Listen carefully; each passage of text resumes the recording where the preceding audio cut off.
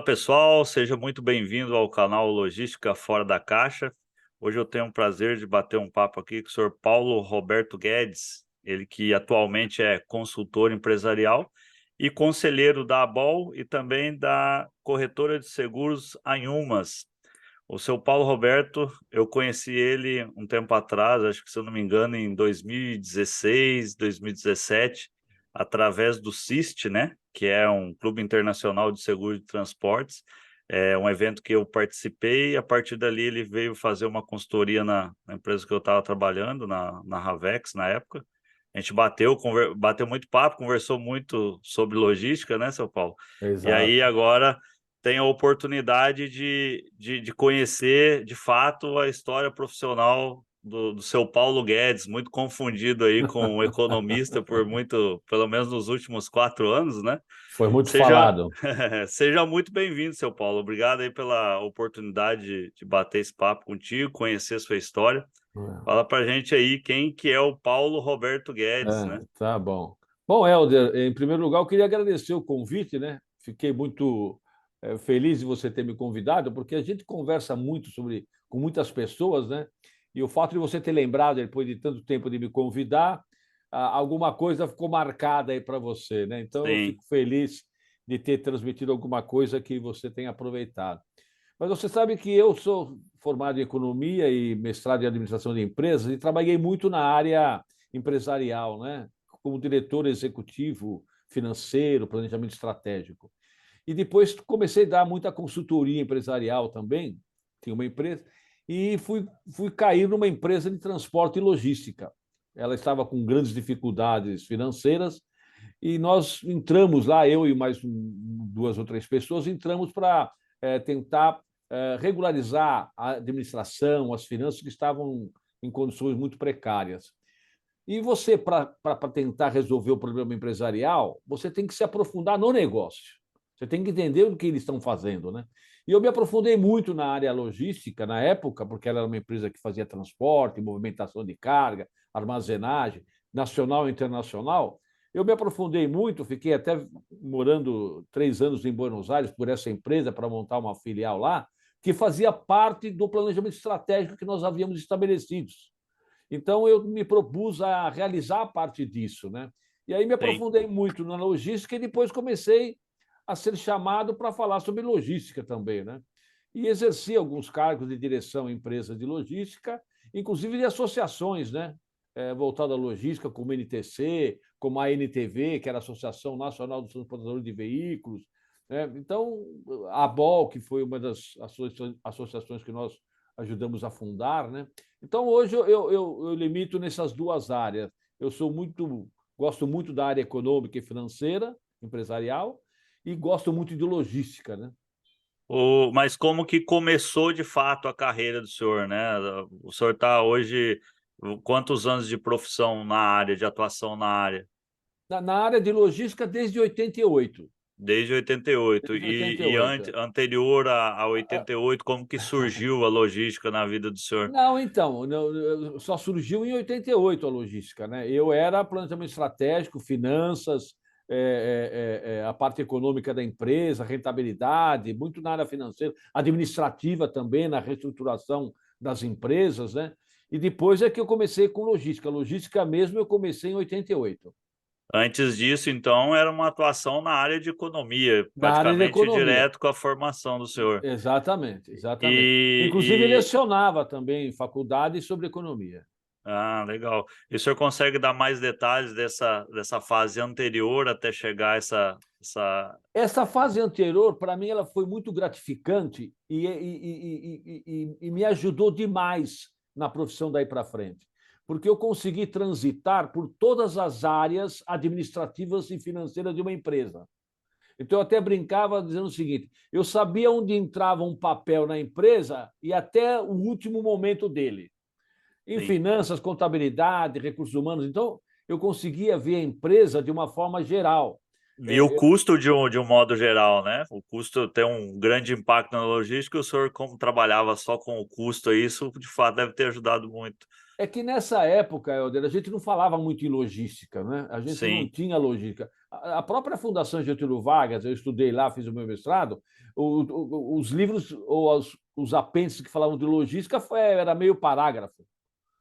Até a gente brincava, né? Tudo parecia que chegava na empresa por encanto e para sair o produto final a gente chamava o Zé da expedição, sabe aquelas sim, brincadeiras? Porque não tinha a disciplina logística. A sim, disciplina ela tem 40 anos. sim. No Brasil, É, talvez 30, 35, 40 anos. agora, recentemente, que tem mais faculdades, né? Mas eu também, quando estudei logística, tinham poucas universidades que tinham o E não curso tem no graduação país. ainda, não tem Exato. graduação. Existe só pós-graduação e complementação e assim por diante, né? O tecnólogo, né?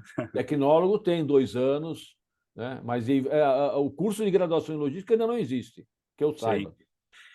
Quando o senhor veio para a área logística, né, e começou a fazer esse trabalho aí na transportadora que o senhor citou, quais foram as principais diferenças de comportamento? Até porque isso tudo era novo, né? Como o senhor disse, era uma área nova, estava começando. Quais foram as principais diferenças que o senhor notou da área de atuação anterior para a logística? Na verdade, a gente não passou para a logística direto, né? A gente começou a fazer transporte e armazenagem.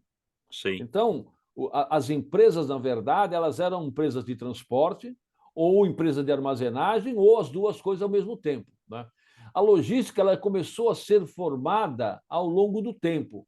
E nós mesmos fomos percebendo isso na medida em que a gente percebeu, isso na operação, hein? Que para fazer um bom transporte, a gente tinha que ver uma série de coisas antes. O equipamento, o tipo de embalagem, você entendeu? Todos os requisitos que existiam antes, a gente começou a se preocupar. E aí, na medida em que a gente começou a ter essa preocupação, nós começamos a exercer algumas atividades que não eram tipicamente de transporte. Como por exemplo, o tipo de a embalagem que você iria usar. A gente fala muito pouco disso, mas a embalagem é fundamental, né, para ocupar sim. cada vez menos o caminhão, para ser manuseada com facilidade, com segurança e assim por diante. Então, quando a gente começa, A própria amarração na armazenagem para a questão de ocupação, né? sem dúvida, a própria amarração, a forma como você monta as prateleiras do teu armazém, os produtos que você põe embaixo, os produtos que você põe lá em cima, para facilitar o picking. Então, você Sim, começa a entrar em determinadas coisas e oferecer para o teu cliente coisas que antes eram preocupação dele. Então, eu comecei, por exemplo, no transporte internacional, a oferecer serviços de despacho para o cliente. Por quê? Porque se eu esperasse o despachante dele para cruzar uma mercadoria numa fronteira, eu demandava o tempo que o despachante dele definia. Que sim. como o despachante dele tinha muito serviço para fazer, o meu entrava numa ordem normal. E eu estava com o meu caminhão parado na fronteira, então eu comecei a querer fazer o serviço de despacho, a documentação em si, para agilizar o caminhão, porque o caminhão não podia ficar parado. Até o caso de colocar empilhadeira na origem ou no destino para acelerar o carregamento ou descarregamento do caminhão. Porque se eu entrasse naquelas filas enormes que você tem quando chega na empresa e o descarregamento é por conta do teu cliente, você está sujeito àquele tempo. E aí o Sim. que acontece? O teu caminhão vai ficando parado e você precisa de equipamento rodando. Não só porque economicamente é necessário, é imprescindível, como também operacionalmente, porque senão acabam os caminhões. Sim. Em que momento que surgiu a consultoria, né? E esse trabalho aí do início, que foi essa migração de áreas, o senhor durou por quanto tempo trabalhando para empresas até surgir a consultoria? Olha, eu sempre mesclei as duas coisas, consultoria. Consultoria eu faço, acho que desde os meus 30 anos. Porque como executivo, e modéstia à parte, mas eu me aprofundava muito nos assuntos, eu era chamado por outras empresas para ajudar em algumas coisas. Sim, Então, eu fui prestando serviço paralelamente, porque como eu lecionava, eu tinha mesmo como executivo, eu tinha certas facilidades de tempo, eu dava consultoria com permissão da empresa em que eu trabalhava, evidentemente, para ajudar. Então, eu dava consultoria na área empresarial, financeira e planejamento estratégico. Né? E sim, quando de uma empresa para outra, eu aproveitava e fazia mais isso. Na logística foi a mesma coisa. Como eu comecei a me especializar muito, começaram a me procurar para querer saber como eu poderia ajudar em alguns. Então, nesses interregnos entre uma empresa e outra e tal, eu sempre mantive esse trabalho de consultoria.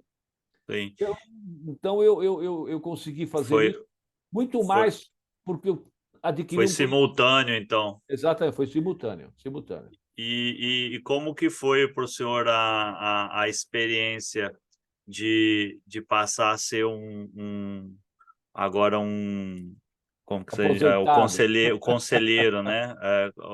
Agora como conselheiro, o senhor é o primeiro entrevistado aqui que tem uma função diferente aí na carreira, né? Geralmente, conselheiro, quando a gente traz isso para a área do futebol, você pega lá os mais experientes que estão ali geralmente para poder opinar sobre determinados assuntos, né? É, é. Qual que é para o senhor a principal diferença entre ser um conselheiro, um consultor e um executivo? Olha, o conselheiro, eu brinco sempre, né? Porque ele tem aquela vantagem de você sempre responder da seguinte forma: se deu certo, é porque vocês fizeram como eu disse. Se não deu certo, é porque vocês não fizeram como eu disse. Né? Mas brincadeiras à parte, é um pouco isso, porque eu quero dizer para você o seguinte: você está lá para aconselhar, para sugerir, para estudar alguma coisa e ver qual é a melhor oportunidade. Mas a decisão de quem vai fazer é do executivo da empresa. Ele pode fazer ou não, ele pode fazer 100%, ele pode fazer 80%, metade e assim por diante. Então, você continua sempre tentando ajudá-lo nisso, e você tem que ficar bem antenado. Agora, a visão do conselheiro ela é muito mais abrangente, assim como um presidente da empresa. A diferença entre um conselheiro e um presidente é que o conselheiro não vai decidir fazer, e o executivo, o presidente, tem que executar, tem que realizar. Né? Mas a visão é abrangente, é geral, porque você, como conselheiro, precisa preservar a empresa. Então, mesmo que ela tenha um problema financeiro sério, ela não pode abrir mão da sua área de recursos humanos, ou da sua área de tecnologia, ou operacional e assim por diante. Ou seja, todas as partes têm que funcionar bem. Então, você tem que olhar a empresa dessa forma abrangente, onde você preserve o que é bom para tentar resolver as áreas que estão com problemas. Né? Sim, E ela é muito gratificante quando você percebe que você tem um grupo executivo, já que você está no conselho, que realiza as coisas, não somente como você disse, mas que sim, saiba aprender com você e observar que o que nós estamos dizendo, viu, Helder, é o resultado de uma experiência longa de vida, profissional, inclusive, ou sim. mais, né? Porque tudo que eu aprendi é impressionante como eu tenho coisas que eu aprendi quando eu tinha 20 anos, 25 anos, em que eu nunca esqueci, porque eu achava que era importante. E que você vai modificando e adaptando ao longo do tempo, em função das novidades, mas que são verdade sempre. Isso até é uma outra pergunta que eu tinha aqui. Até como o senhor comentou ali, que é da velha guarda aí, da logística, né? Como quando tudo começou ali, os termos. Como que é para o senhor estar vivendo essa realidade hoje, né? Tá dentro das empresas, tá como conselheiro, como consultor, conviver com essa modernidade, com essa evolução de ferramentas, linguagens, termos técnicos em relação a tudo aquilo que a sua geração veio construindo, né? Tecnicamente, tem coisas que eram feitas lá atrás que hoje nem se imagina fazer da forma que era feita, né? É. Como que é essa leitura para o senhor hoje? Está presenciando essa inovação, a tecnologia, essa modernidade? Olha, tem dois pontos que eu gostaria de ressaltar. Um é o seguinte: o mundo é muito diferente, né? E nem tudo que a gente fazia antigamente pode ser feito agora, porque o Sim, mundo é diferente, as coisas são diferentes, as circunstâncias são outras, né? Os problemas têm maiores complexidades, né? Principalmente na logística, né? Porque hoje você transporta, você compra e vende em qualquer parte do mundo, né, com uma facilidade imensa. A compra eletrônica facilitou para você comprar e vender em qualquer parte, e, portanto, a logística ela é muito mais complexa do que antigamente, né? Isso eu não tenho dúvida. Tá? Mas, e a tecnologia, que se desenvolveu muito, ela vem para ajudar. E essas coisas correm simultaneamente, né? Porque a tecnologia permite que você vá mais longe. E como mais longe você vai, mais você exige a tecnologia. Sim. Então, monitoramento de carga cada vez mais sofisticado, né? Ela só é necessária e possível quando você transporta cargas mais distantes. Senão você não precisaria de tanta sofisticação. Então, uma coisa vai puxando a outra, a necessidade e o próprio desenvolvimento tecnológico. Agora, tem alguns conceitos que são os mesmos, que a gente precisa tomar cuidado para não perdê-los. Então, a gente não pode se perder que o cliente quer é receber a mercadoria o mais rápido possível. Ou seja, o que eu quero dizer com isso? Não adianta você criar modelos, armazéns mais sofisticados, se essa mercadoria, por exemplo, não precisa de um armazém. Sim. Não é? Se a mercadoria não precisar ficar parada em lugar nenhum, o quanto menos ela ficar, melhor. Porque tanto a fábrica quer o insumo rápido, como o consumidor final quer o produto rápido. Então, esses conceitos de fazer a mercadoria ser agilizada, andar rapidamente, cuidar, com custo baixo, né? Com seguro, assim, ele sempre vai existir. Agora, é óbvio, com grandes volumes, com grandes distâncias, com produtos cada vez mais sofisticados, isso vai ficando mais complexo e você tem que se adaptar, mas preservar esses conceitos. E eu só queria falar uma outra coisinha. Nós precisamos tomar muito cuidado com os modismos, porque tem muita coisa que aparece como nova que, na verdade, é apenas uma roupa nova, né? Que o conteúdo, o conceito no final é o mesmo. Né? Sim. É você entregar a mercadoria no momento exato, na quantidade exata, na qualidade esperada e no preço justo. Podemos dizer que o objetivo ele não mudou, né? Mas É, os tempos trouxeram tecnologias, condições novas de melhorar, de medir, né? Mas o objetivo, desde o princípio, é fazer uma entrega com um custo mais baixo, com a satisfação do cliente e assim isso. outros termos ali que o pessoal sempre O, pão, comenta, né? o pãozinho, viu, Helder? O pãozinho, para ser fabricado, vai continuar precisando da produção do trigo e da transferência da farinha até a tua padaria. E você, Sim. quando produz o pãozinho, tem que entregar para o cliente. Sim. Ô, seu Paulo, ao longo dessa jornada, dessa trajetória, o senhor deve ter pego muito projeto, né? Deve ter tido aí muito projeto bacana. O senhor tem algum, pelo menos uns dois aí para elencar para a gente, que foram mais impactantes na sua vida profissional, que foram mais desafiadores? Olha, teve um que eu acho que foi muito importante, que foi junto ao setor automotivo, quando as fábricas, eu vou falar o nome da fábrica porque não tem Sim, problema nenhum, tanto da Ford como da General Motors, a da Ford em Camaçari e a da General Motors em Gravataí, que foram construídas mais recentemente, nos últimos 25 anos. Não é? E elas foram fábricas em que a indústria chamou o setor de transporte e logística para participar do desenho da fábrica.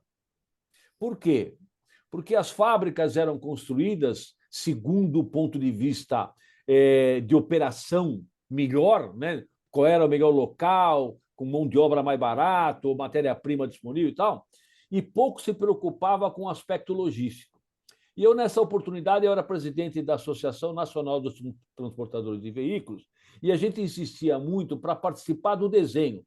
Quando eles estavam prestes a construir a nova fábrica, a gente insistiu para participar do desenho.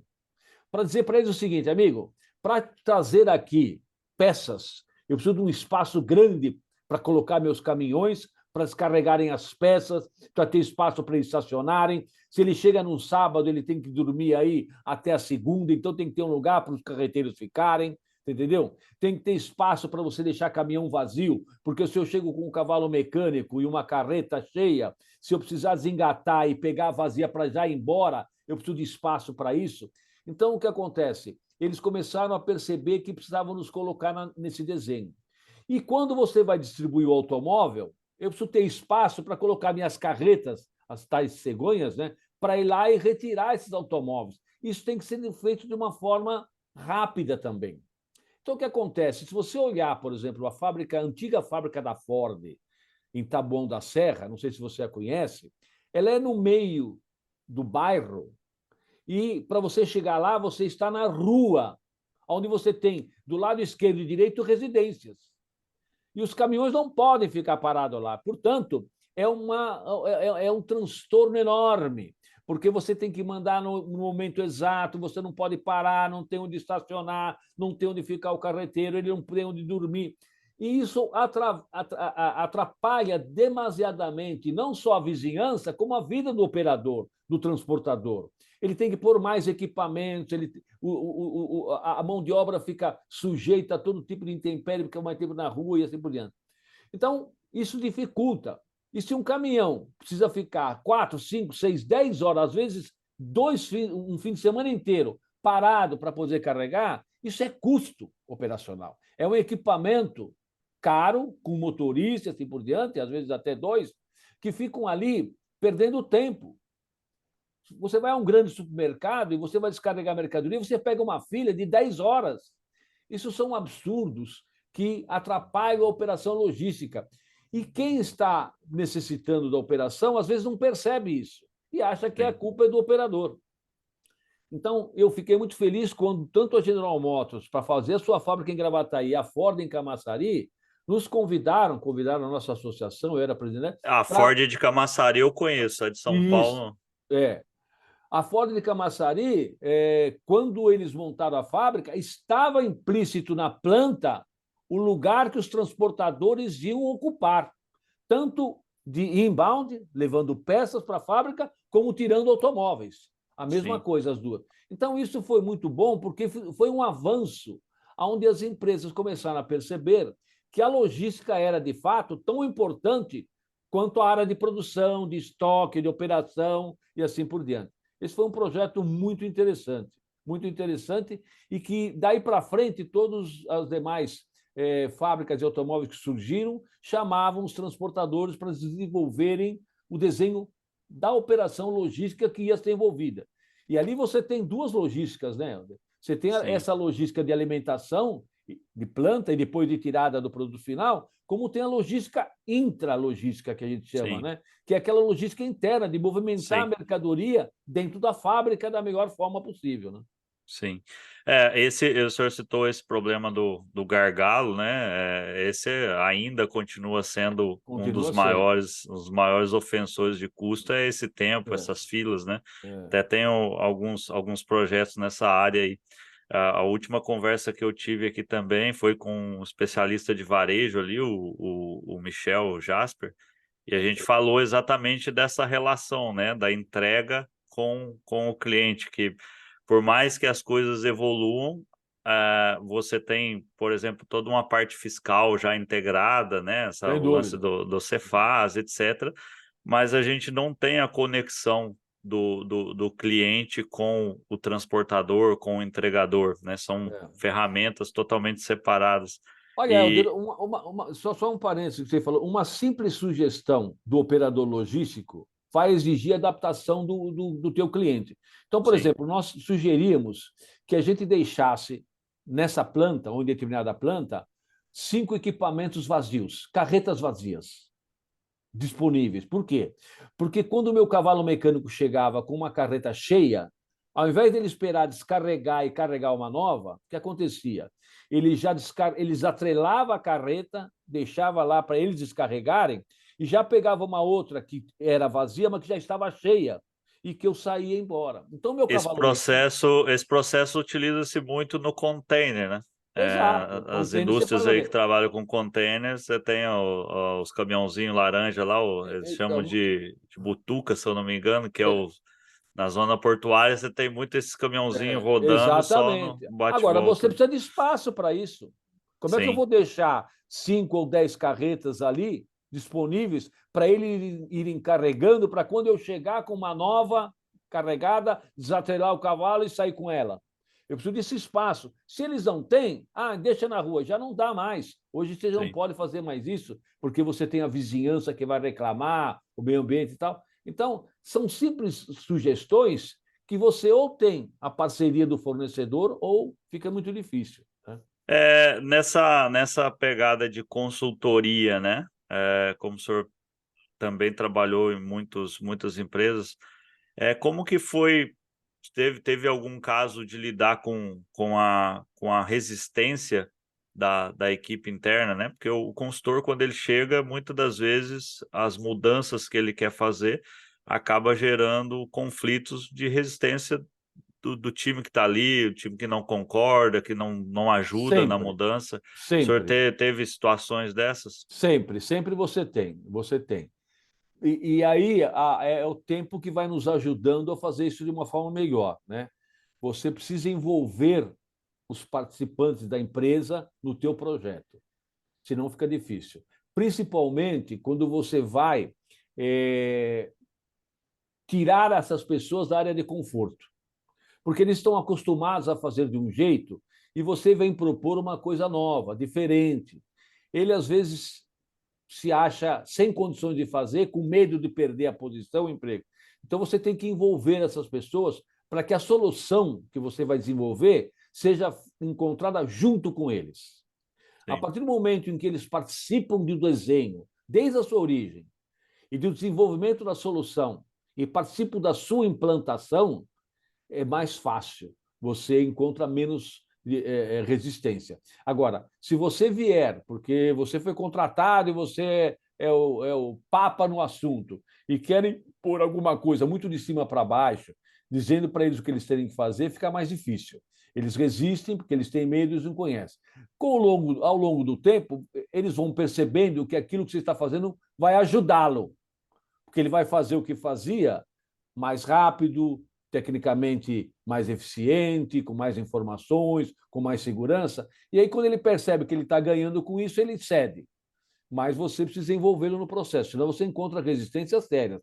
E o operador logístico, que é uma posição que eu executei muito tempo, trabalhei muito tempo como executivo, também tem esse problema, porque você vai terceirizar essa operação. Quer dizer, você é um operador logístico, você vai fazer o que eles faziam. sim. Então, inevitavelmente, eles podem perder aquela posição, aquele emprego.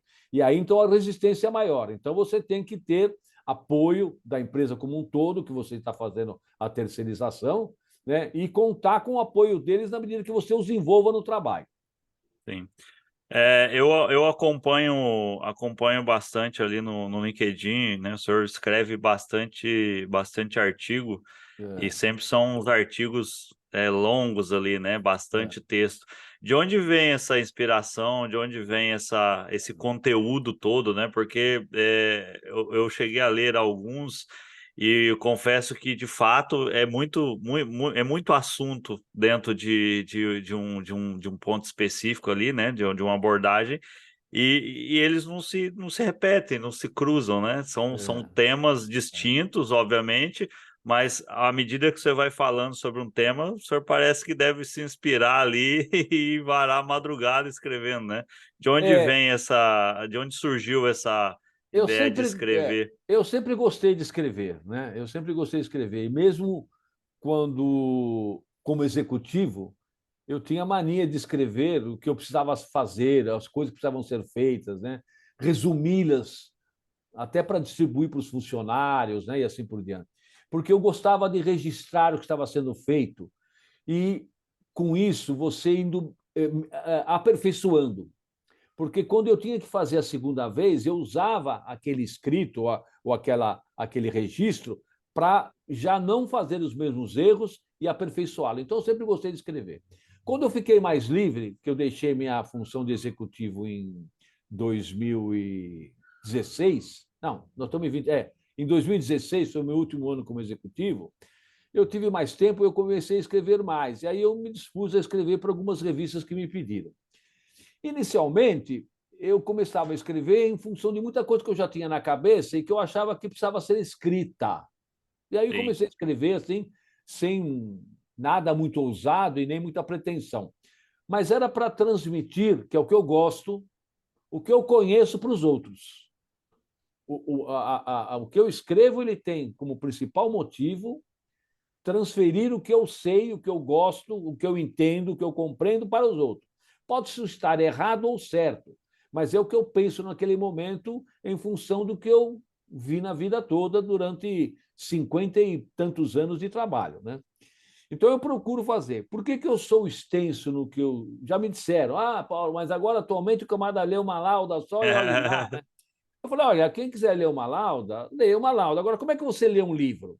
Você lê ele de um dia só? é o livro Não. inteiro, sim. Você lê várias partes, né? Você lê 2 páginas por dia. Faz assim com o meu artigo, lê em 5 dias, pô. Não Sim, é? É a mesma coisa.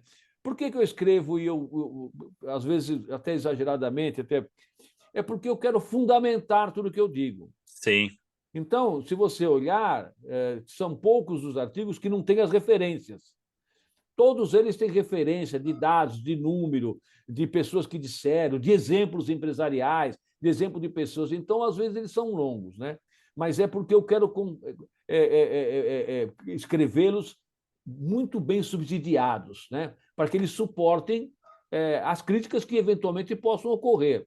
E o que eu sim, percebo é que as críticas, às vezes, elas não são sobre o conteúdo, elas passam, infelizmente, por uma discussão meio ideológica, exato. né? Bom, essa é uma coisa importante que eu faço e eu quero continuar fazendo. E como é que me surge um assunto? Tem assuntos que surgem porque eu vejo tanta insistência com coisas que eu considero erradas que eu quero insistir para mostrar que não é desse jeito. E a outra coisa que me traz muito motivação, é o mundo atual, que como ele é muito moderno, a gente precisa estar muito bem, mas muito bem mesmo, antenado com o que está acontecendo.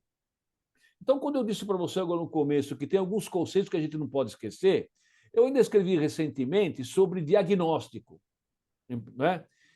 É, saber fazer um bom diagnóstico é metade do caminho. Você pode não ter a solução, mas se você não souber qual é o problema, fica É, pior. exatamente. Tanto que tem aquele provérbio que diz assim que o melhor médico é aquele que faz um ótimo diagnóstico, né? Porque senão você fica na tentativa e erro. Quer dizer, quando você não sabe qual é o problema, toma esse remédio, não deu, toma o outro. É tentativa e erro. Se você é um cara de sorte, se acerta na primeira.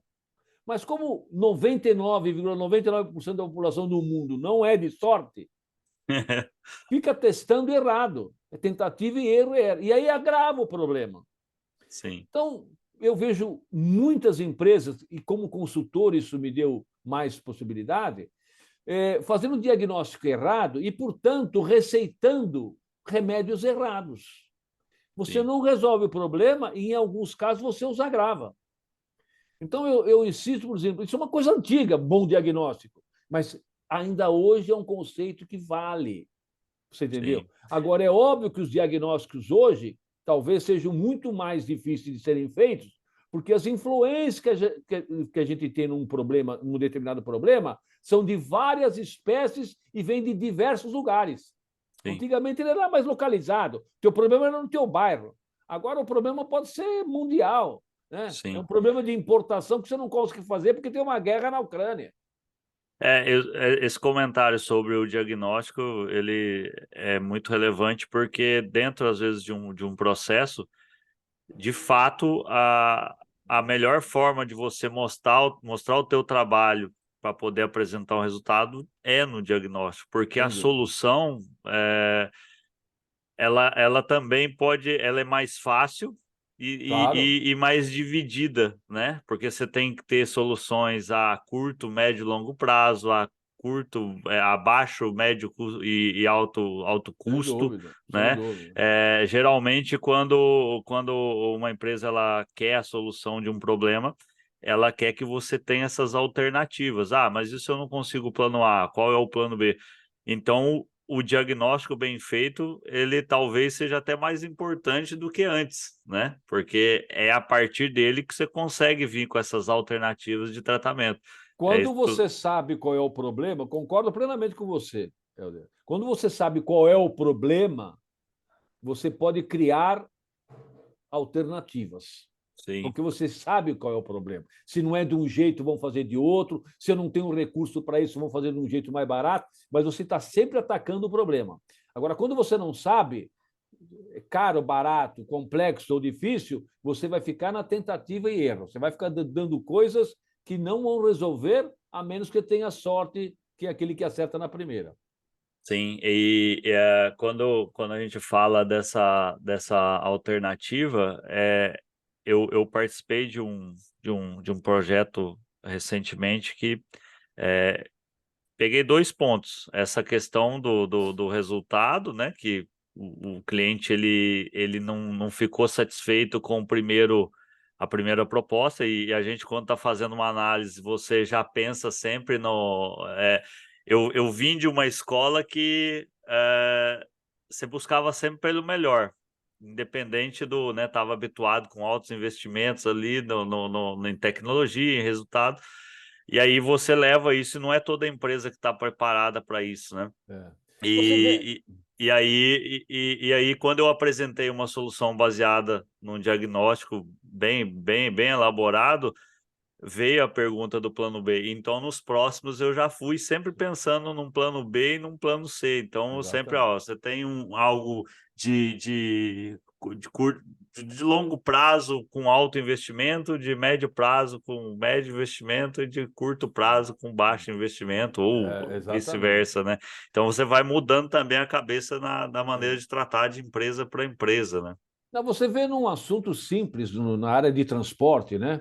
Eu vivo isso várias vezes, né? Mesmo na empresa que eu dirigia e tal, os funcionários e tal. Mas o nosso caminhão tem que fazer 2,5 quilômetros por 1 litro, né? Uma média qualquer. Isso é o que diz a fábrica de caminhões, que tem que fazer 2,5 km. Aí vamos começar a medir, faz 2,3, 2,1, 2. Aí fica todo mundo triste. Tem que fazer 2,5, triste. Bom, qual é o problema? Primeiro vamos ver se os 2,5 da fábrica são Tá possíveis cheio, na nossa operação. exatamente. Porque a nossa operação pode ter uma complexidade de estrada, de roteiro. Então, você pega caminhões que andam em estradas esburacadas, que, por exemplo, se você faz a mesma operação no Nordeste e aqui no Sul, no Sudeste, com estradas completamente diferentes, é óbvio que lá você vai gastar mais do que aqui. Eu, Para eu te você. digo, eu te digo mesmo até para. Eu estava conversando, fiz um treinamento recente numa transportadora sobre a manutenção da temperatura, né? O É, equipamento de refrigeração. Esses anos trabalhando com frota refrigerada, eu fico pensando. E eu já até conversei em algumas feiras com fabricantes, né, sobre esse dimensionamento do equipamento de refrigeração para baú, né?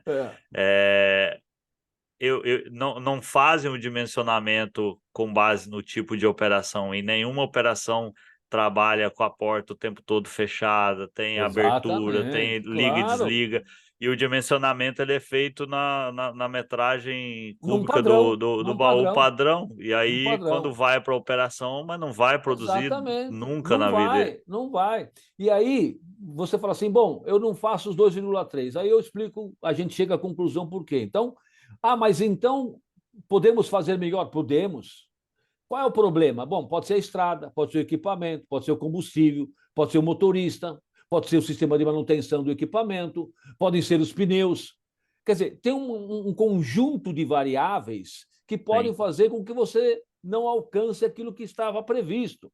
Mas você precisa saber qual é, senão você vai trocar o combustível e não treina o motorista. Aí o motorista fica parado no farol, acelerando o caminhão, sabe? sim. Sem andar. Bom, não tem jeito, né? Vai gastar mais do que qualquer outro. Então, é um conjunto de fatores que, se você não analisar correto, você começa a afetar o que está funcionando bem e esquece aquilo que. E nem descobre, né, onde está o problema. Né? Sim. Então, isso tem. Você quer outro? KM por quilômetro, né? KM não. custo por quilômetro. Ah, Depende muito mas do quilômetro. é óbvio, exato. Ah, mas o padrão americano é que eles gastam 0,5 centavos de reais por quilômetro. Pô, mas onde eles andam? Com que equipamento? Com que pneu? Com que, sabe, com que mercadoria? Aí você anda em outro lugar completamente diferente, em condições mais precárias, não só de motorista, como de caminhão, você não vai fazer, você não vai, teu custo vai ser outro, vai ser Sim. maior. E É não que, quer dizer que ele esteja ruim. na verdade, a gente pega muito essas ideias de que indicadores você tem uma referência global ou até É, mesmo dentro de um segmento, e não é assim, não né? é. Eu acho que a indústria, o embarcador, o transportador, eles têm que construir indicadores com referências próprias. Óbvio que você se baliza naquilo que o mercado atua, o teu Claro, concorrente atua, mas assim como, né, você cai para o lado de precificação, o mais comum é você falar de restaurante que você jamais vai vender a comida no preço do outro. Você não sabe qual é o custo do outro, né? exatamente, E exatamente. então eu vejo muito também essa questão de, às vezes, embarcadores de segmentos similares copiarem indicadores, É, né? é, Copiarem métricas ali e são às vezes operações distintas e é, querem atingir um número inatingível. E ao invés de trabalhar esse número internamente, encontrar um número plausível e à medida do tempo, à medida dessa construção, ir baixando ou é. mudando, né? O indicador não nasceu para ser fixo, Eu né? faço, eu Nasceu faço, para ser eu vou, dinâmico. Helder, eu faço um parênteses no que você está dizendo. Eu concordo, mas a gente tem que fazer um parênteses, se você me permite. É que a gente tem que olhar a competência entre nós mesmos, né? Você tem que melhorar sempre, não é isso? Uhum. Você tira 3, você quer tirar 4, você tem que tirar 5, tal. Então, você compete com você mesmo. Então, é o que você está falando. Mas, quando você está no mercado em que você compete com outros, o indicador do teu concorrente é importante, Como um balizamento, né? porque Mas é o que você tem que alcançar. Você Mas entendeu? você não pode de cara começar com o que Não, o não, não, teu não, não, concorrente está não, tá não, não. fazendo, né? Você tem Sendo, que não, construir uma jornada exatamente. até chegar aquilo e Se manter, né? internamente eu nunca fiz isso, né? Internamente eu nunca consegui isso, como é que eu vou conseguir para competir? Então você tem. Exato. Agora, é um balizamento que você tem que levar em consideração, porque você está competindo. Então, se ele consegue fazer 2,5 km com litro, você que trata de fazer a mesma coisa, no mínimo você estarem em condições iguais. Ou você Sim, vai ter que compensar com alguma outra coisa, entendeu? sim. O senhor comentou ali no início que dava aula, né? O É. senhor ainda atua dando aula ou não? Eu ainda, atualmente eu leciono na FIA, na Fundação Instituto, na Fundação Instituto de Administração, que é o pessoal lá da USP, uma cadeira chamada logística. Tem uma Sim. cadeira logística e eu falo a parte de transporte, ainda é Eu para tive pós-graduados, é. bem no começo, né?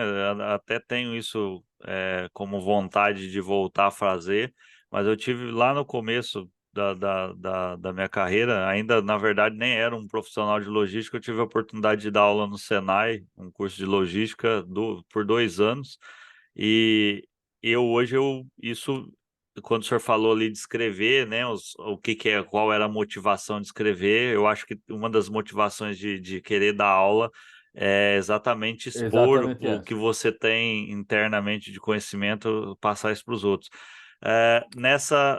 Talvez aqui, né, nessa jornada, o senhor é um dos mais completos no passo a passo, né? Foi professor, executivo, consultor, conselheiro.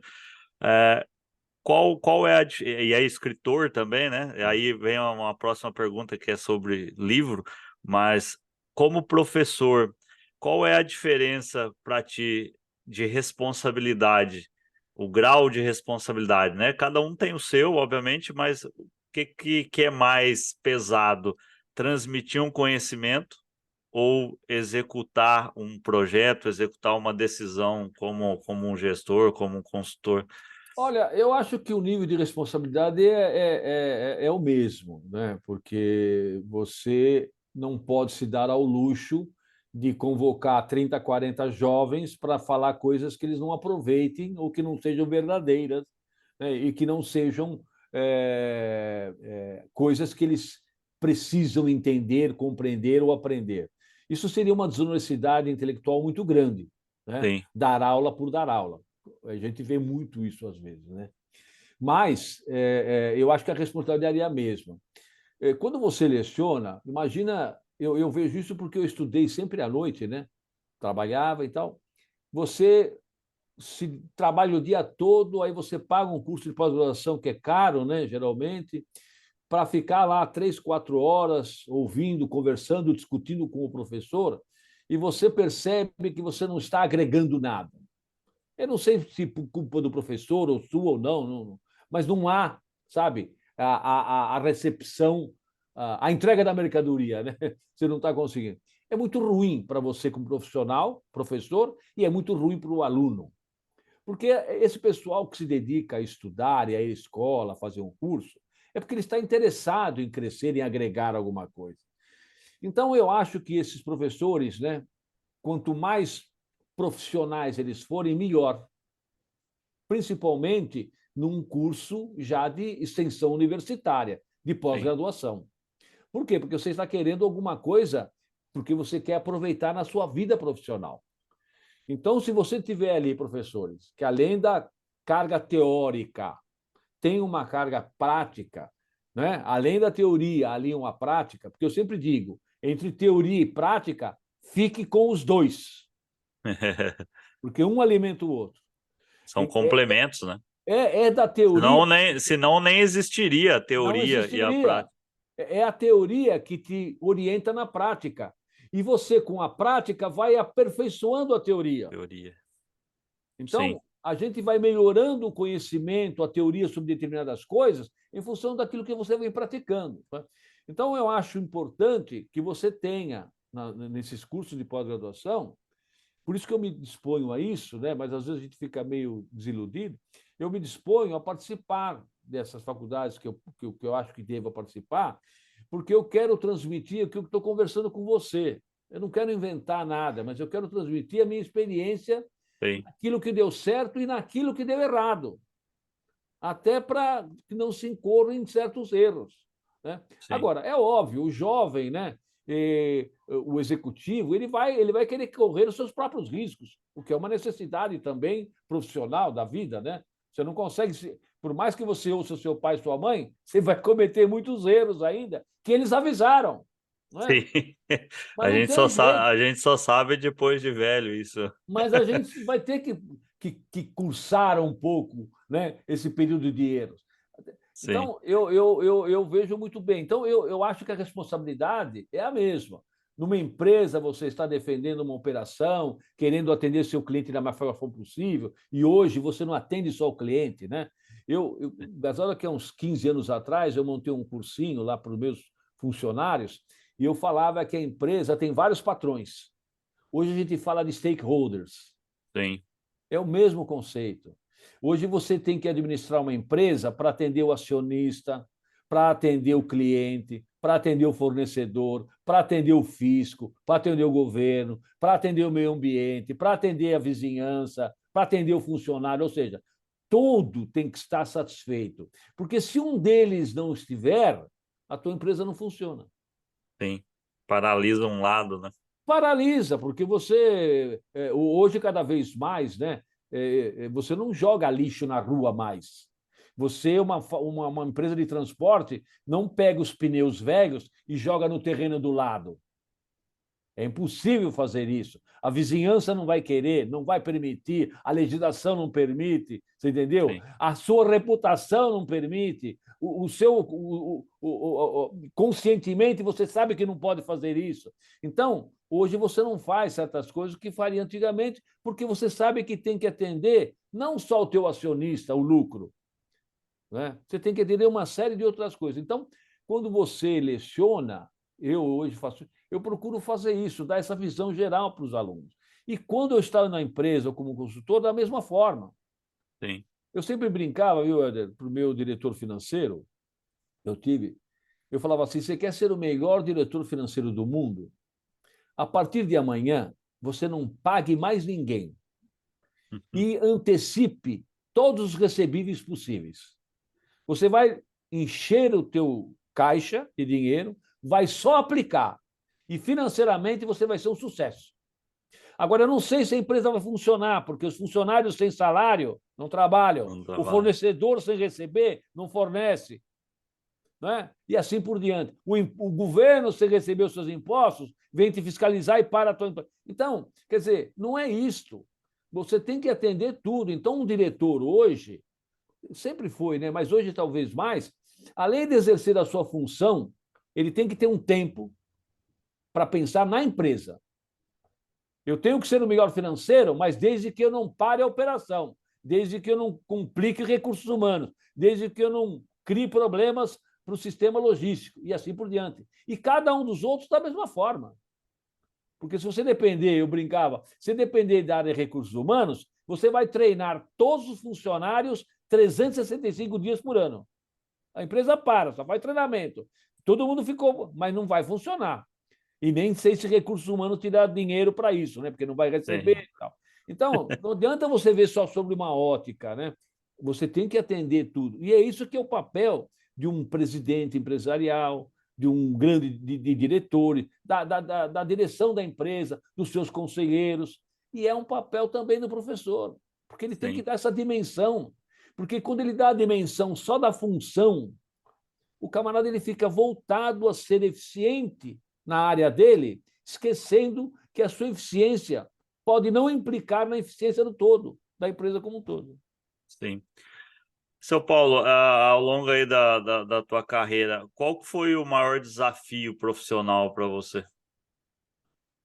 Pode Puxa, ser profissional, pessoal, né? Ao longo da jornada, o que que de fato marcou a tua vida? olha, eu tive dois grandes desafios, viu? Um foi, eu trabalhava numa empresa de transporte de veículos em 1989, 90, e a gente na montagem do planejamento estratégico, nós percebemos que a Argentina ia ser o grande parceiro do setor automotivo, como é até hoje, né? Você sabe que o setor automotivo aqui da América do Sul, Brasil e Argentina não concorrem, eles se complementam. Um fornece para o outro o que um não produz, o que o outro não produz. Então, nós vislumbramos no planejamento estratégico que isso iria ocorrer, até pelo protocolo 21, que foi assinado entre, na época, o presidente da Argentina era o Carlos Menem e do Brasil era o Fernando Henrique Cardoso. Foi no início do Mercosul. E nós tínhamos que montar uma filial em Buenos Aires, porque a gente fazia transporte internacional, mas a gente tinha que fazer isso de uma forma mais com uma filial lá. Então, eu mudei para a Argentina para ser chefe da Argentina. Eu tinha, em 80 e 90, eu tinha 49 anos, era um garoto ainda. E não, eu tinha 39 anos. 39 anos, não foi em 2000. Foi 1990, por aí, 39, 40 anos.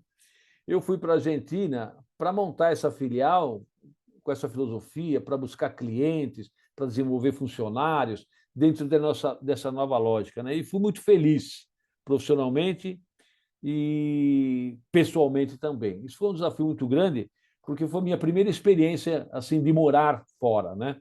Então, você Sim, imagina, você for morar fora, tem que comandar uma empresa com funcionários argentinos, outra língua, outra cultura, e que não via o profissional brasileiro com muito bons olhos. Né? sim. Existe essa rixa até hoje, né? Hoje acho que diminuiu muito, mas nessa época tinha mais. Então, muitas vezes eu fui desafiado pelos funcionários, como quem diz assim, mas você sabe o que você está fazendo? Aqui é a Argentina, aqui a história é outra, né? E a gente às vezes. Maradona ainda era estrela, né? Não, e mesmo que não for argentino e brasileiro, até porque eu gosto muito do argentino, tem pessoas que você vai daqui para um outro lugar, mas sabe o que está vendo? Eu conheço isso aqui há muito tempo, estou aqui e tal. Você imagina um outro país e tal. Foi um desafio muito grande. O Sim, outro desafio foi montar a Veloce. A Veloce foi uma empresa que nós montamos junto com mais um diretor, que era grande amigo meu, e o Fundo Pátria, quando a Ryder, que era uma empresa norte-americana, que tinha comprado a empresa que eu era vice-presidente, e eu fui diretor da Ryder 5 anos, né? e fiquei como diretor operacional latino-americano durante 5 anos, uma das maiores empresas dos Estados Unidos. E só que depois eu saí, fui para outros lugares, trabalhei na Colômbia e tal.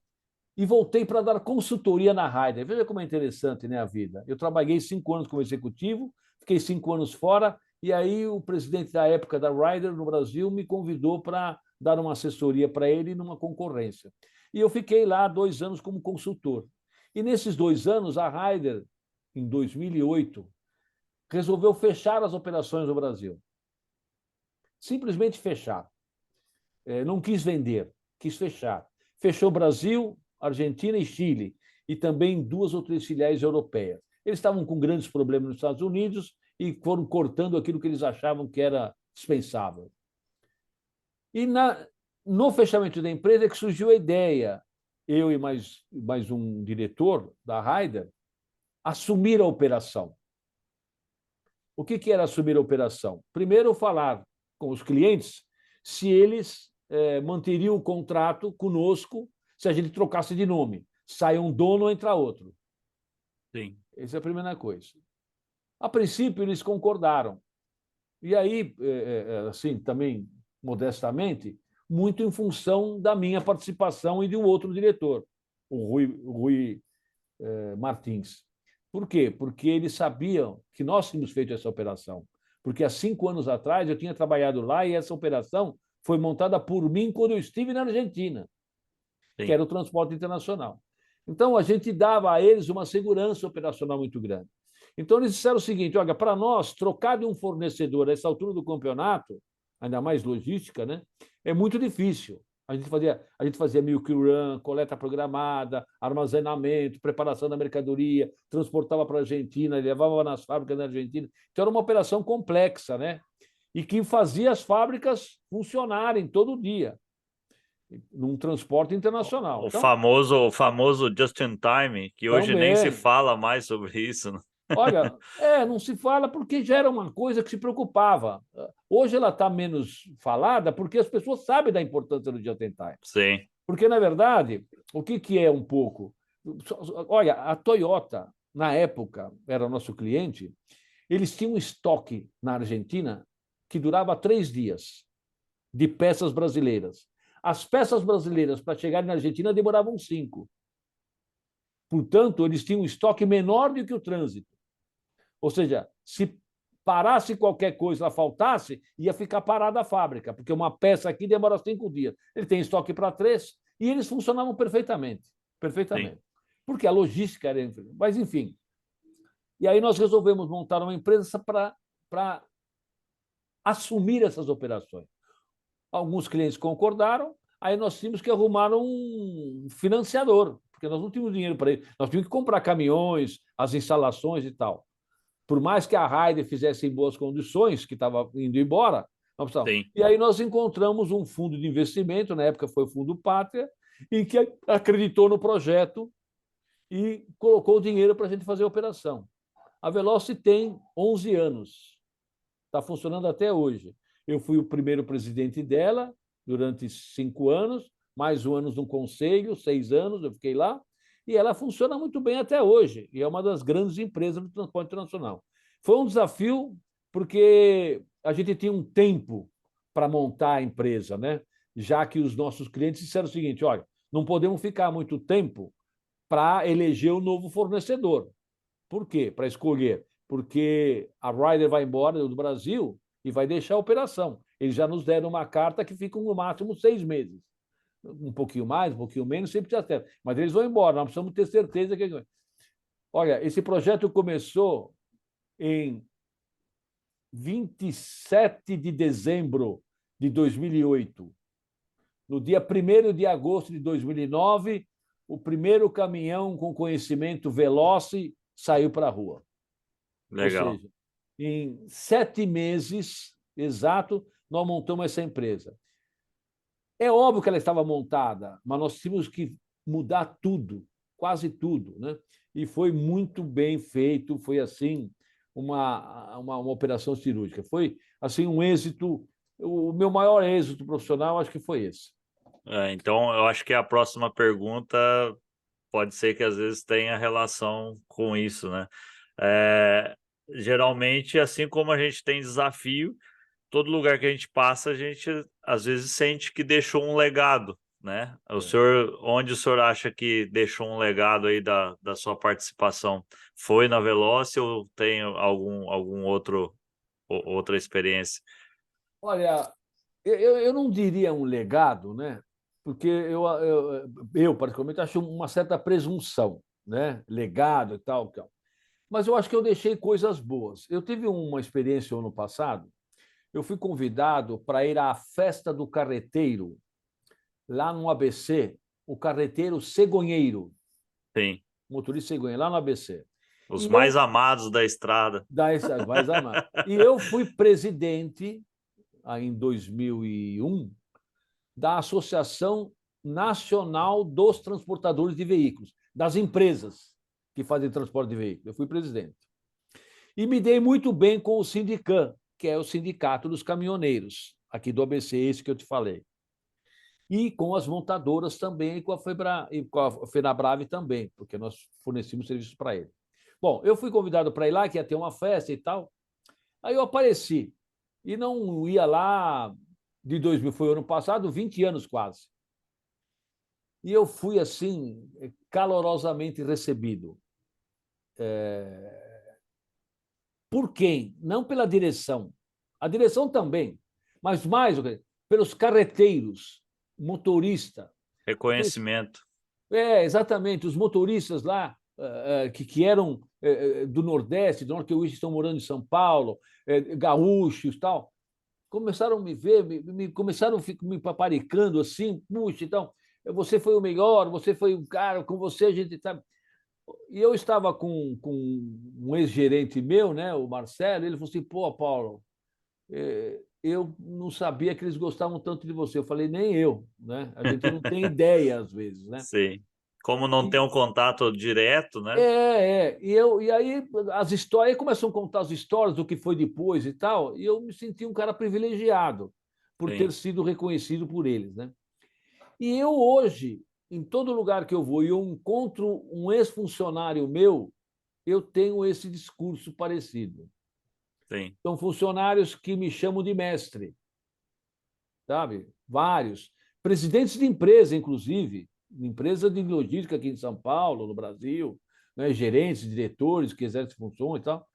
E eles me reconhecem como um bom chefe que fui na época, né? E como um cara que sempre quis ajudá-los como para ensiná-los, que é um dom que eu acho que eu tenho, que eu gosto. Eu, sim, não, eu preciso explicar corretamente como tem que ser feita a coisa. E tem que ser o mais claro possível e com maior fundamento. Daí, sim. porque eu escrevo muito e com É. muito fundamento. Para dar veracidade é o que eu estou dizendo, com exemplos práticos, né? E isso, para mim, eu não chamo de legado, mas é uma satisfação enorme que eu tenho. O reconhecimento ele é baseado naquilo que você deixou para o outro, né? Exatamente, Então, exatamente. seria nesse sentido a questão. Aí, partindo para essa parte de escrita, né? O senhor tem algum livro publicado ou pensa em escrever algum livro? Não, não tenho livro publicado. Você vê como são as coisas, né? Eu me acho meio pretensioso se eu for escrever um livro. Eu acho uma. Mas Ah, porque não. os artigos muitas das vezes acabam se complementando, né? Então, eu já tive essa sugestão, essa oferta, né, de juntar artigos em capítulos, né? Eu tenho uns 350 artigos publicados, daria para fazer isso, né? Mas você sabe que às vezes eu sinto muita vontade de fazer isto, porque eu leio muito, né? Aqui na minha casa eu tenho muitos livros e tal. E eu vejo assim, sem críticas assim específicas, mas muita bobagem, Sim. muita coisa superficial, muita desonestidade intelectual, muito erro de conceito e tal. E muitas coisas boas também. Quando eu vejo essas porcarias, agora eu vou escrever, agora eu vou fazer um livro. Mas aí eu leio livros bons, porque aí eu falei, não consigo escrever como esse cara. Esse livro é muito bom, eu vou passar vergonha, né? Mas minha opinião, né? Como o senhor escreve muito bem, então eu acho que valeria a pena, talvez não até mesmo a junção de artigos, mas focar em um tema e Pode desbravar ser. esse tema, né? Então Mas é vamos uma coisa que deixar. não saiu do radar, viu? Sim, sim, legal.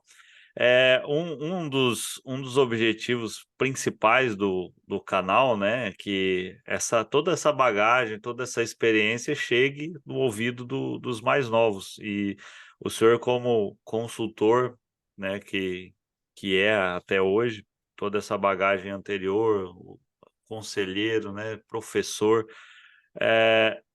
tem muita coisa a ensinar, pratica isso no dia a dia, mas o objetivo principal, como eu disse, é levar esse conhecimento, essa história para as pessoas, principalmente os mais novos, o cara que está começando na área, que tem uma indecisão, que quer mudar de área, quer migrar para a área.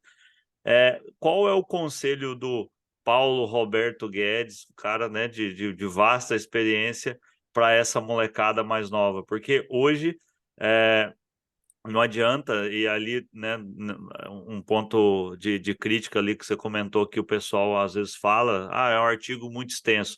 De fato, ninguém quer ler mais, Não ninguém quer gosto. se embasar, né? É muita informação, muito e pouco conhecimento. Vamos fazer uma síntese aqui, né? Tem muita informação e pouco conhecimento.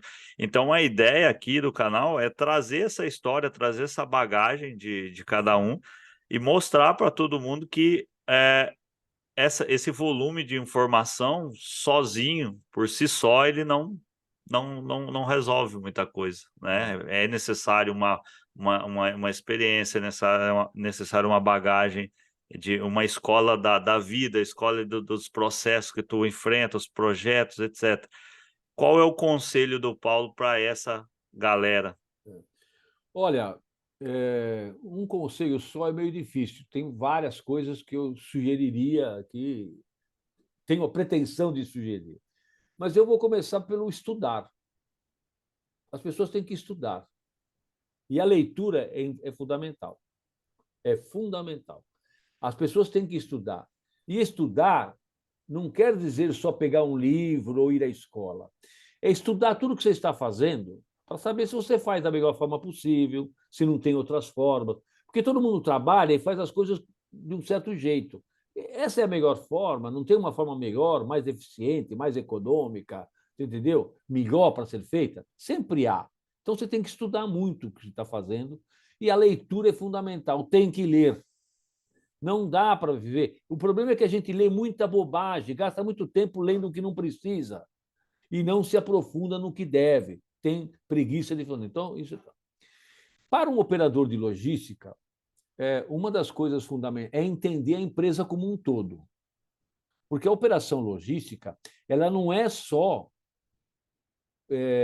um movimento físico de levar mercadoria de um lado para o outro, um insumo de um lado. Não é só isso, não. Ela tem um aspecto financeiro fundamental. Né? Se você tiver um estoque maior do que o necessário, você está tendo custo financeiro desnecessário. Se você está tendo um tempo de viagem da mercadoria, tanto do insumo quanto do final, maior do que precisa, você vai estar tendo custo demasiado. Se você não ocupar bem o caminhão ou o equipamento de transporte, também se embala, e assim por diante. Então, é um aspecto que tem impacto financeiro empresarial muito grande, quando você não faz isso bem. Você tem mais armazéns do que deveria, é mais seguro, é mais segurança, você perde demais. Muito bem. Tem um aspecto tributário importante, principalmente no caso do Brasil. Por que muitas vezes a mercadoria cruza 50 quilômetros a mais para ir para uma fronteira do Estado, outro lado do Estado, e não fica aqui? Por causa que vai pagar um ICMS mais barato? Por que você importa pelo porto de Vitória, por exemplo, como se importou muito? Porque lá tinha um benefício do Fundap que você não tinha em outros portos. Então você andava 1.000 quilômetros a mais para trazer mercadoria de Vitória até São Paulo. Nós fazíamos isso com automóveis e não usava o Porto de Santos, que está a 80 quilômetros, e andava 1.000 a mais, porque lá tinha um benefício fiscal, financeiro do Fundap que valia a pena. Portanto, sob o ponto de vista logístico, aquela não era a melhor solução. mas para a empresa passou a ser a melhor solução, mesmo andando 1.000 quilômetros a mais, mesmo aumentando o transit time, mesmo aumentando o inventário, porque de Santos para São Bernardo era em um dia, de Vitória para cá eram 3, 4 a mais. Então, tem que olhar, tem que entender de tributo, tem que entender de documentação. Como é que a documentação tem que ser feita na operação? Que documentos usar? Porque senão você não opera. Para você entrar na Argentina ou sair da Argentina, para exportar para a China, você tem que conhecer os trâmites. Você não vai ser especialista nisso tudo, mas você tem que entender que isso faz parte da operação logística.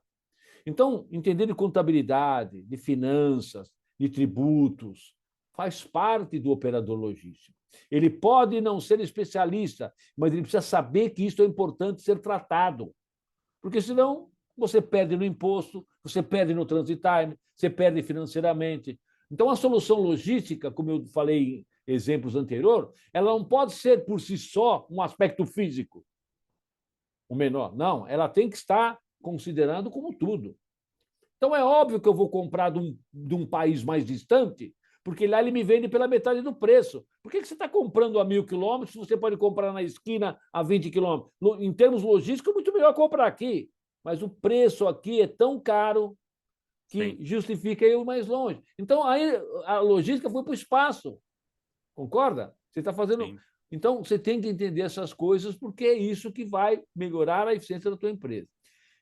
Isso é uma parte de conhecimento que você tem que ter, além do conhecimento logístico, evidente. Né? Sim.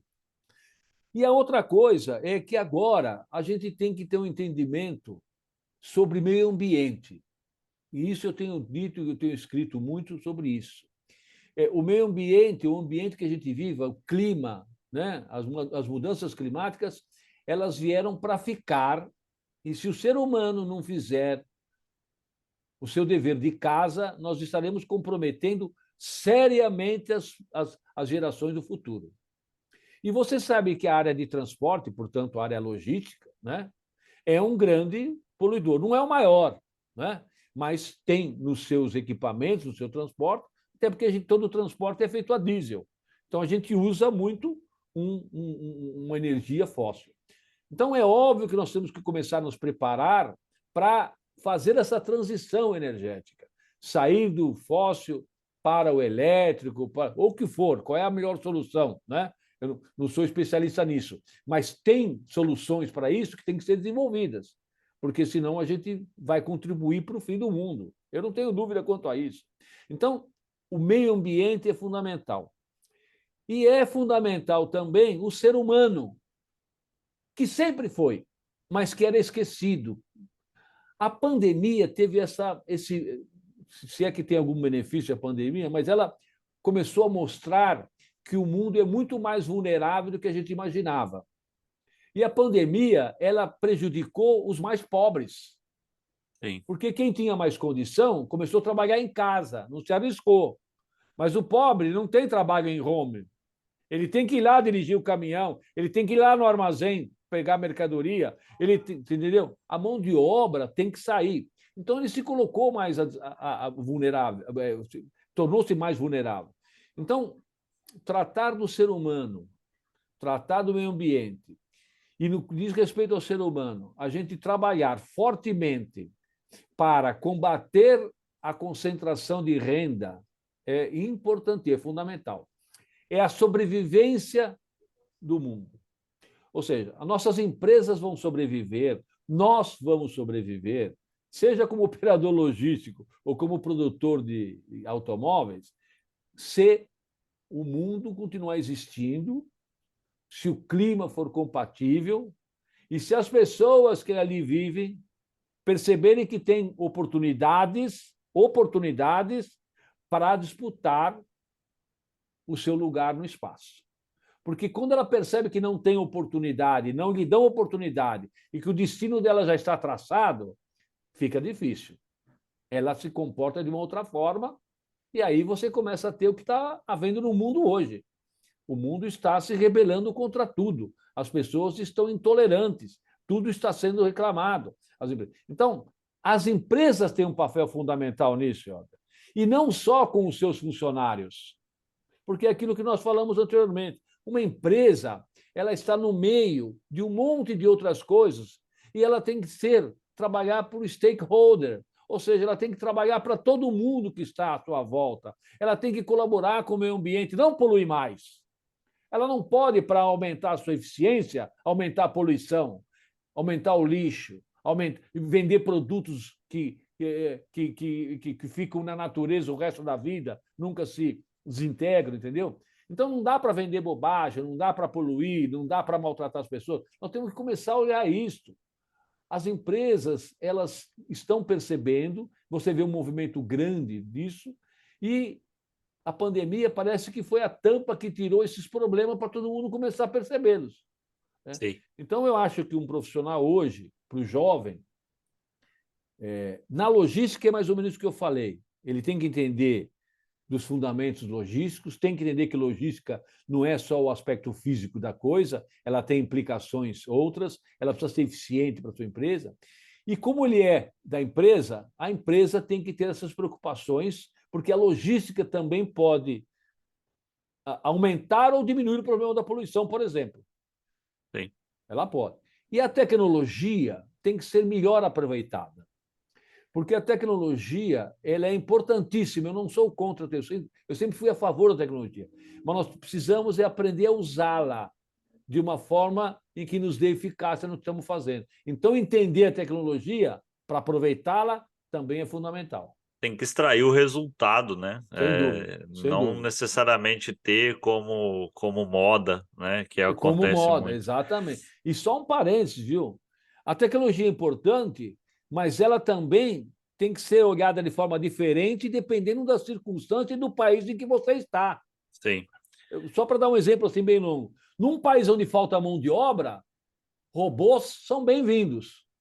Mas num país que falta emprego, não é a mesma coisa. Sim. Tá claro? Você precisa. Então, quando. Mas no país tal já tem robô. Tudo bem, mas lá falta gente, tem que ter robô mesmo. Agora, aqui, com um monte de gente sem trabalhar, você vai pôr robô? Espera aí. Mas a gente não sei. Vamos analisar, pelo menos. Não tem uma verdade única, né? É que né, na verdade, nem toda tecnologia é para toda empresa, né? Não. Nem toda empresa está preparada para toda a tecnologia, então tem muito caminho pela frente. Claro. Mas, ô, seu Paulo, até para a gente encerrar, sempre dentro de toda a trajetória, a gente entende que sempre temos referências, né? Sempre temos os mentores, pessoas que nos inspiraram ao longo da carreira. E às vezes esses mentores nem sabem que a gente pensa isso deles, né? E o pessoal sempre faz aí um agradecimento e cita pessoas que foram importantes ao longo da carreira. E aí eu deixo esse espaço aberto para o senhor citar aí quem foram os seus mentores, fazer seus agradecimentos.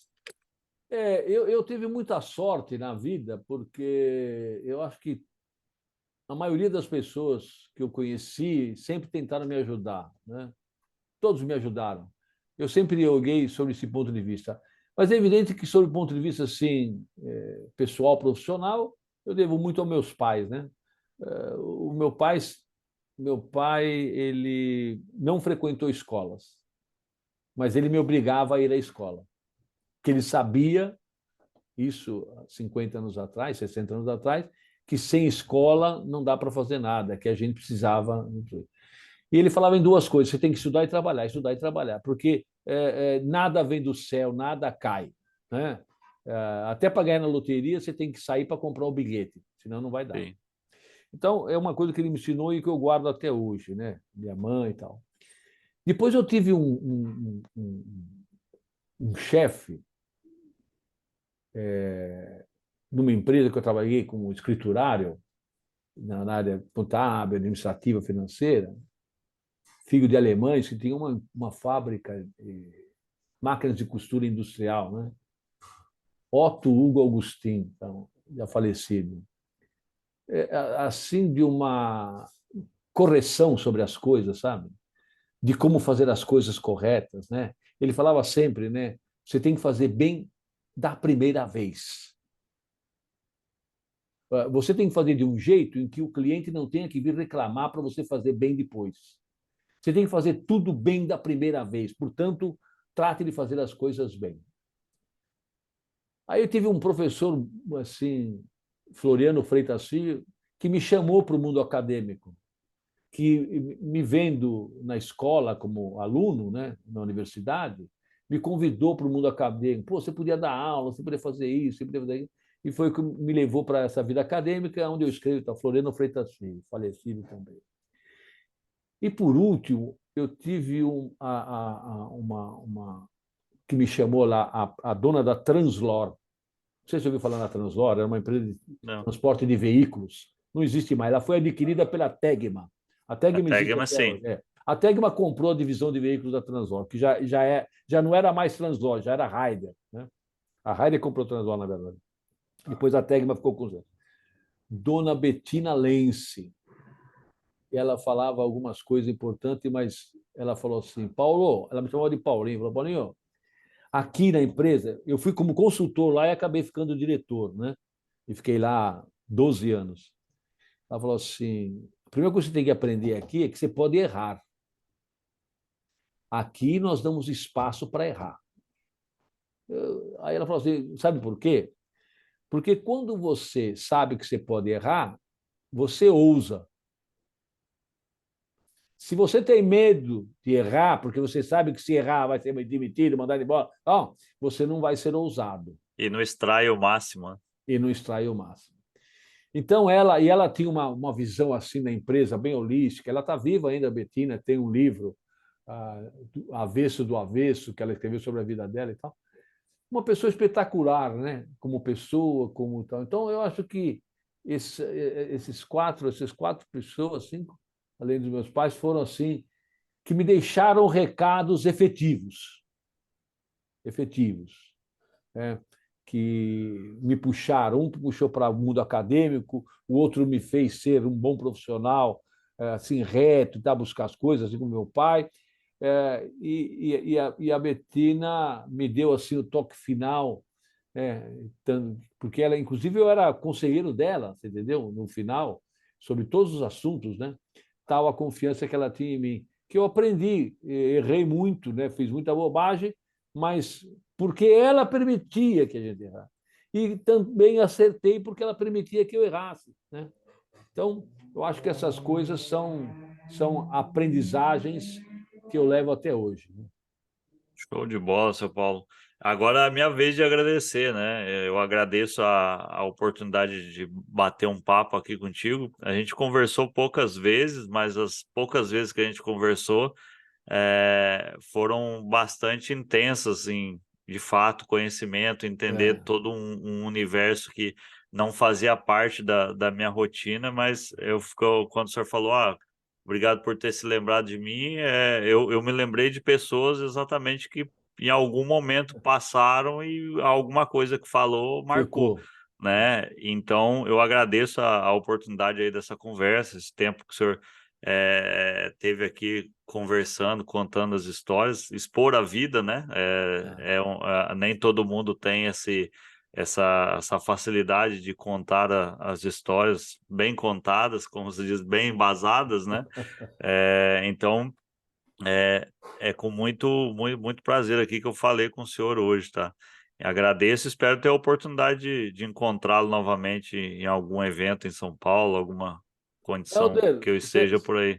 será um grande prazer encontrá-lo e já fica convidado aí para um café, para um almoço, para a gente bater um papo mais contraído, fora da televisão. Sim, Fora não, claro.